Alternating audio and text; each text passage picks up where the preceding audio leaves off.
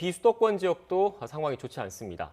전국에서 코로나19 집단 감염이 계속 확산하고 있습니다. 상주 선교단체 시설과 관련된 교회 집단 감염이 번지고 있고 병원과 요양원에서도 연쇄 감염이 보고됐습니다. 취재기자 연결해서 자세히 알아보겠습니다. 이문석 기자. 네, 전국부입니다. 네, 대전에서 코로나19 집단 감염이 발생한 교회가 7곳으로 늘었다고요. 네, 맞습니다. 교회 7곳에서 누적 확진자가 70명에 이르렀습니다. 교회는 대전 5개 모든 구에 걸쳐 있습니다.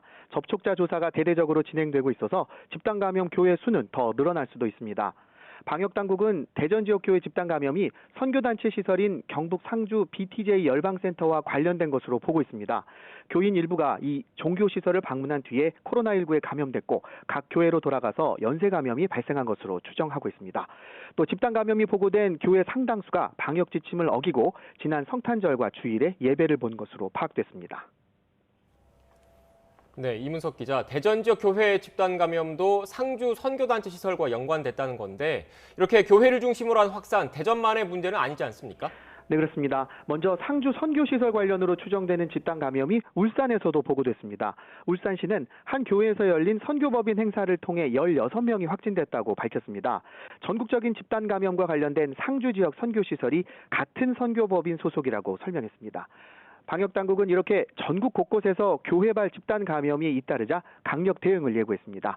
오늘부터 개정된 감염법 예방법이 시행됩니다. 개정된 법에 따라 마스크 착용 등 방역 지침을 준수하지 않으면 해당 장소와 시설을 폐쇄하거나 최대 3개월 동안 운영을 중단시킬 수 있습니다. 대구시는 지난 주말 대면 예배를 강행한 교회 한 곳을 내일부터 폐쇄하기로 했습니다.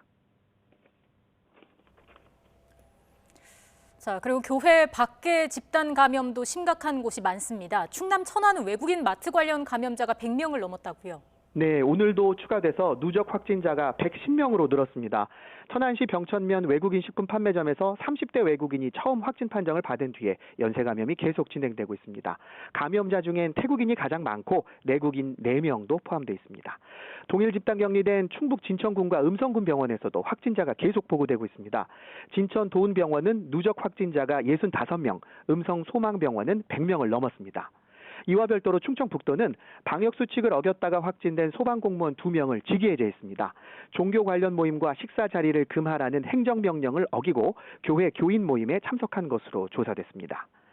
전남대병원에선 앞서 병원 재활의학과 전공의와 인턴 등 3명이 확진된 데 이어 새로 의사 2명이 양성 판정을 받았습니다. 부산에선 동일 집단 격리됐었던 햇드락 요양병원에서 50여일 만에 6명이 새로 확진돼 방역당국이 우려 속에 역학조사를 진행하고 있습니다. 지금까지 전국부에서 YTN 이문석입니다.